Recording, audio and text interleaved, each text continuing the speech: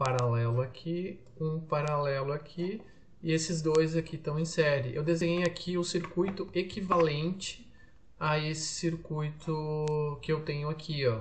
Então a gente vai mostrar no vídeo de hoje aqui o cálculo desse circuito série paralelo. Tudo na verdade depende, tem a ver com a parte de tensão e corrente que a gente está acostumado a utilizar, ó. Então aqui a gente tem correntes e aqui a gente tem tensões. Então aqui a gente tem tensões e aqui a gente tem correntes. Aqui a gente tem uma tensão, aqui a gente tem outra e aqui a gente tem outra. E aqui a gente tem correntes em cada um desses lugares aqui, ó.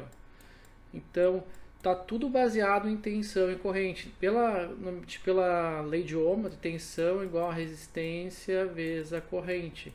Então eu vou fazer aqui uma maneira fácil de começar a fazer. Eu poderia aplicar as leis de Kirchhoff aqui. Então uma maneira fácil que eu poderia fazer seria eu pegar esse resistor aqui e colocar eles, calcular eles em paralelo. Eu sei que esse circuito aqui, ó, eles estão em paralelo, então eu posso transformar esses dois num resistor só. E aqui eu posso também, os dois estão em paralelo, eu posso transformar esses dois num só. O que significa esse circuito equivalente que eu desenhei aqui, ó? Eu troquei esses dois resistores por um resistor só. Eu troquei esses dois resistores por esse um só. O que na prática significa isso? Significa que esse circuito que eu tenho aqui, ó, ele consome a mesma coisa que esse circuito equivalente que eu tenho aqui. Então eles têm o mesmo consumo. Como esses dois estão em paralelo, é a tensão que eu tenho nesse resistor aqui, ó. Vamos chamar aqui de VA, ó. Ela é igual à tensão que eu tenho nesse resistor R1 e a tensão no resistor R2. Então seria igual a ter tensão de R1 que vai ser igual à tensão de R2. A tensão nesse resistor equivalente que eu tenho aqui, ó, ela vai ser igual ao VR3, porque esses dois eu transformei num só. Como esses dois estão em paralelo, eles têm a mesma tensão, ó, e eles têm a mesma tensão que o equivalente. Só que o que acontece em relação à corrente, como isso aqui é um resistor que equivale a esses dois por questão de consumo, eu tenho a corrente que eu calcular aqui, ó, que na verdade a corrente vai ser a corrente total, né? Vai dar os 2,5 aqui, vai dar os 2,5 aqui. Um pedaço viria para esse resistor aqui e um pedaço viria para esse resistor aqui. Aí a gente tem um resistor de 12 e um de 6. O equivalente eu posso fazer o seguinte, ó, eu multiplico aqui, ó, eu multiplico em cima um pelo outro e divido pela soma dos dois. Então seria eu pegar 12 vezes 6 dividido por 18. Ó, ele vai dar um resistor de 4. Então eu teria aqui um equivalente de 4 ohms aqui, ó. Esses dois equivalem a um de 4 ohms. E aqui 10 e 40. Então se eu pegar 10 vezes 40 dividido por 50, eu teria um resistor de 8. Então é um resistor de 4 e um resistor de 8. Então um resistor aqui equivalente de 4 e aqui um resistor de 8. Então se eu pegar e redesenhar o circuito, aí eu vou ter algo assim, ó. Desculpe aqui pelo desenho, mas eu estou desenhando com o mouse, ó. Então eu tenho 30 aqui, 4 e aqui 8. Eu sei que a corrente total que está passando aqui no resistor equivalente é 2,5.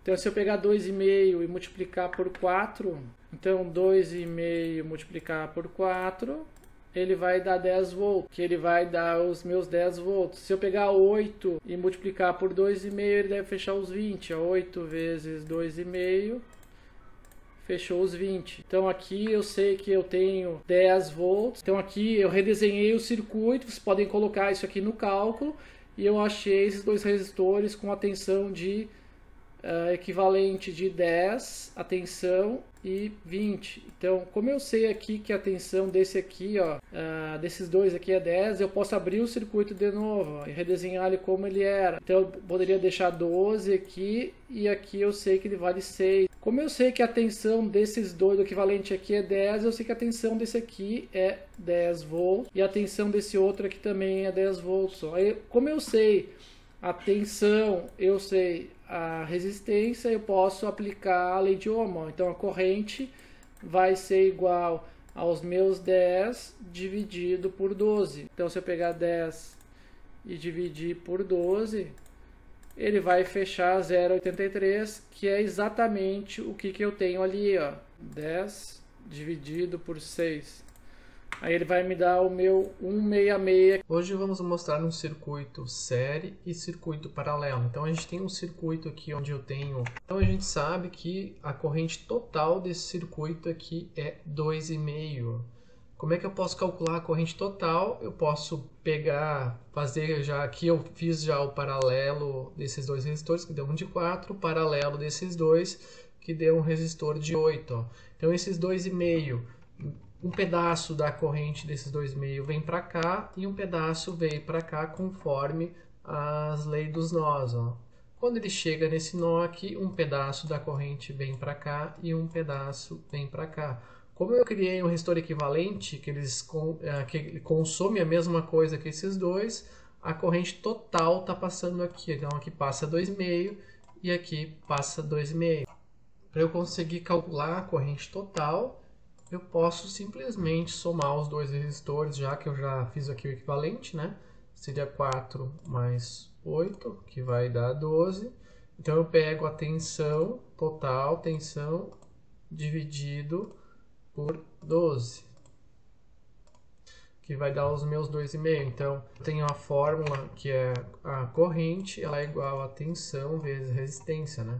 Que é a lei de Ohm, né? Tensão é igual a resistência vezes a corrente. A lei de Kirchhoff das tensões nesse circuito, eu tenho menos 30, que seria vindo por aqui, nesse sentido aqui. Aqui vai polarizar mais e menos, e aqui mais e menos. Ó.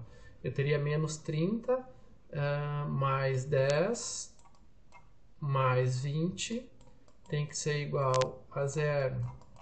Então, menos 30 mais 10 mais 30, isso aqui dá 30 positivo, né? Então, menos 30 mais 30 vai fechar 0, né? 0 é igual a 0. Então, com certeza, o meu resultado está certo. Então, eu apliquei a lei de Kirchhoff das tensões para resolver, para comprovar, na verdade, que o meu circuito está calculado de uma maneira correta.